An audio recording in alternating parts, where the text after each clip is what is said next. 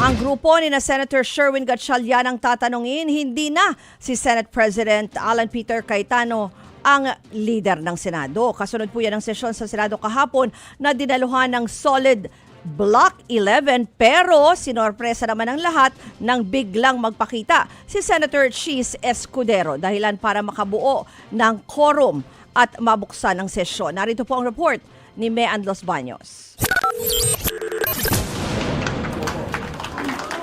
Surpresang dumating si Senator Chis Escudero sa sesyon ng Senado. Nagtayuan ang mga senador sa plenaryo at kinamayan siya.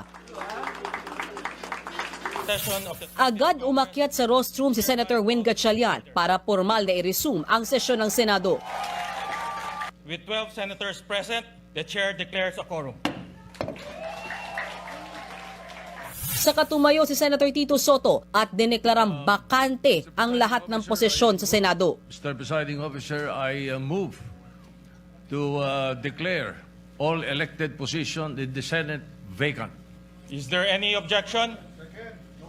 Duly seconded. The motion is approved.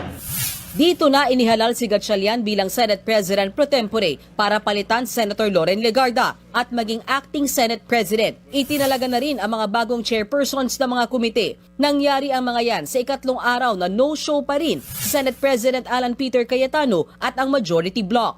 The Senate has been adjourned and unable to resume session for the past 2 days, placing us on the brink of constitutional violation had we not convened today. In the absence of a duly consulted postponement and the continued absence of the former Senate President pro tempore, and members of the majority, we are compelled to call the session to order. Pinaliwanag din ni Gatchalian na ang 12 na senador na bubuo ngayon ng new majority ay may legal na basihan. Binase ang 12 sa 22 senators at hindi sa 24. This is in full accord with the ruling of the court in Avellino versus Cuenco that an absolute majority of 12 out of the 23 members can constitute a constitutional majority of the Senate for quorum purposes. Kasunod yan ang pagkatago ni Senator Bato de la Rosa at pagkakakulong ni Senator Jinggoy Estrada. Gayunman, hindi sila makapaghalal ng bagong Senate President dahil base sa Senate rules, 13 pataas talaga ang numero para makapag-elect ng leader ng Senado. Sa kabila niya, nanindigan ang bagong majority bloc na kasamang nabakante ang posisyon ng Senate President. Si Senator Alan Cayetano, is he still the Senate President? Kasi acting Senate President lang si Senator Win. Can you clarify, sir? No, he's no longer the Senate President dahil dineclare na po all seats vacant, the Senator Soto. Because of the quorum. Hindi po kami makapag-elect na Senate President, so vacant po siya ngayon dahil you really need 13. 12 lang ho kami.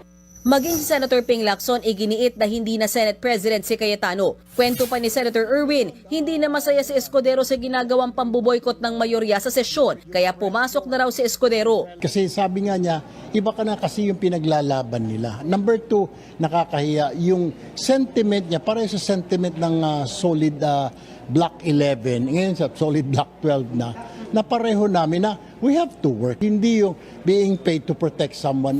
Si Senator Raffy Tulfo naman sinabing si Escudero ang nauna niyang sinabing gustong kumalas sa mayorya. May mensahe si Tulfo kay Cayetano. Sorry na lang. Alam mo naman, sometimes you win, sometimes you lose. Sa isang pahayag, sinabi ni Escudero na hindi nakatanggap-tanggap ang Senate impasse. Kapag sumusobra na ang political division at napipigilan na ang kanilang mandato na magtrabaho, kailangan na raw magkaroon ng tapang para unahin ang institusyon kesa sarili. Sa ngayon, sinabi ni Gatchalian na ang mahalaga, nagtatrabaho na ulit ang Senado. Ngayon, meron tayong functioning Senate. Ang gusto namin, bumalik na sa trabaho. Hindi tayo pwedeng ganito for the rest of our lives. Ang dami nakabindi na legislation. So, kailangan magtrabaho. Mga kapatid, patuloy po kayong tumutok sa 105.9 True FM para sa totoong balita, impormasyon, music, and entertainment. Mag-subscribe sa aming YouTube channel at podcasts. At sundan nyo rin po kami sa Facebook, Instagram, X, TikTok sa True Network PH. Bisitahin din po ang aming website, truefm.ph at panoorin kami sa True TV Signal Channel 19. Kami po ang 105.9 True FM. Laging true sa'yo, kapatid.